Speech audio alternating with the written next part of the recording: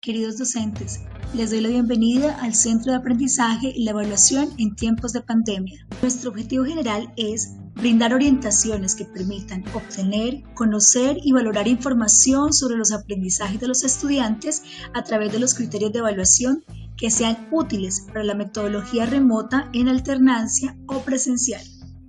Y desde una evaluación por competencias, los criterios que se deben valorar, ¿cuáles son?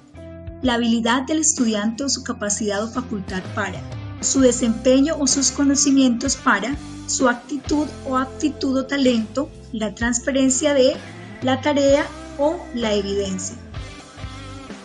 Para el proceso de evaluación es muy importante conocer en qué condiciones están nuestros estudiantes y qué medios disponen, es decir, si cuentan con el apoyo de sus familias, si tienen servicios públicos, si tienen problemas de desnutrición o de trabajo infantil.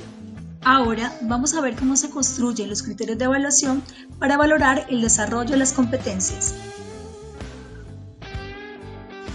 Los criterios de evaluación son reglas que determinan y valoran el trabajo del estudiante. Responden a la pregunta ¿cómo valorar los desempeños de los estudiantes? Y nos sirven como punto de referencia y dan claridad acerca de los desempeños esperados. Se deben establecer evidencias de aprendizaje que se puedan valorar. En la construcción de los criterios de evaluación es muy importante tener en cuenta los conocimientos, el grado de desempeño, la evidencia, las acciones pedagógicas y los actores involucrados en el proceso de evaluación.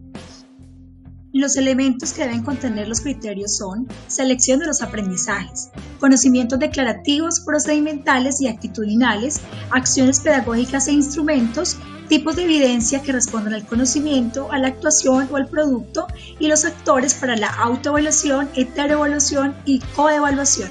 La enseñanza no es solo transmitir información, por ello debemos seleccionar aprendizajes que direccionen acciones didácticas que respondan a qué y en qué contexto. Esto los encontramos en los DBA y en las mallas de aprendizaje.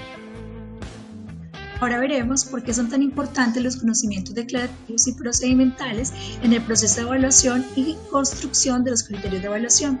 Resulta que estos ponen en evidencia al estudiante el saber qué debe hacer, cómo lo debe hacer y por el qué debe hacer para cumplir con la tarea de aprendizaje.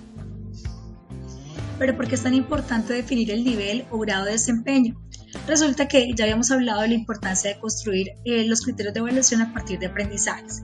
En este caso tenemos el aprendizaje evalúa información ofrecida por los medios de comunicación teniendo en cuenta el mensaje, los interlocutores y la intencionalidad. En el ejemplo 1, el nivel a evaluar es elaborar un texto argumentativo donde se le pide al estudiante que asuma una posición crítica y la sustente frente a la emisión de una noticia falsa.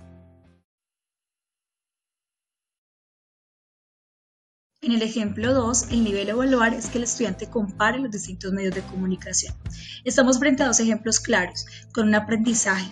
¿Cuál de los dos sería criterio de evaluación y cuál sería desempeño? Entonces, claramente, el ejemplo 1 es el criterio de evaluación y el ejemplo 2 es un desempeño esperado para una actividad específica. Es muy importante que las acciones pedagógicas y los instrumentos sean acordes a la metodología implementada. Algunas acciones pedagógicas pueden ser guías, obras de teatro, olimpiadas, cineforos.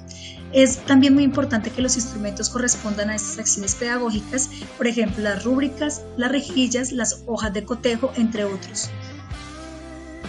Ahora hablaremos de las evidencias de aprendizaje. Es muy importante que en los criterios de evaluación incluyamos el tipo de evidencia. ¿Por qué? Porque facilita al estudiante comprender qué tiene que hacer, cómo lo debe hacer y por qué lo debe hacer. Es importante incluir la actuación o comportamiento, de modo que podamos inferir si el desempeño se ha logrado de manera definitiva. En estos desempeños debe hacerse evidente el dominio del conocimiento. Por último, es muy importante incluir el producto en las evidencias de aprendizaje y los criterios de evaluación porque permite observar el aprendizaje y las consecuencias de un desempeño a través de productos como por ejemplo informes, registros anecdóticos, títeres, elaboración de textos. Se ha debatido últimamente cómo evaluar al estudiante desde su hogar, en ese ambiente en el que está. Por eso es muy importante reconocer la evaluación formativa y los actores que en este momento se encuentran dentro del proceso educativo. Por eso se proponen estos tres niveles, la autoevaluación, la coevaluación y la heteroevaluación. Este es un ejemplo completo de un criterio de evaluación. Entonces, he elegido la acción pedagógica, diseño de una campaña publicitaria. ¿Cuál es el grado de desempeño? Entonces voy a valorar la capacidad de mis estudiantes para diseñar y poner en marcha una campaña frente a las noticias falsas. ¿Qué tipo de evidencia les voy a pedir? Recordemos que hay 3 tipos de evidencia: de conocimiento, de desempeño y de producto. En este caso, una evidencia de producto podría ser carteleras o un plegable acerca de la campaña publicitaria. Y el instrumento para evaluar es la hoja de cotejo a través de los 3 niveles de evaluación que ya vimos. Por último, y para tener muy en cuenta en estos tiempos de pandemia, debemos valorar las condiciones y los medios de nuestros estudiantes, orientar esas tareas que los ayuden a alcanzar los aprendizajes y obviamente pues diseñar estos criterios de evaluación de manera muy consciente a través de esta espiral que ya les he comentado a lo largo del video. Muchas gracias a todos por la atención prestada a este video. Espero que sea muy útil para fortalecer las prácticas pedagógicas en los contextos y en esta situación actual.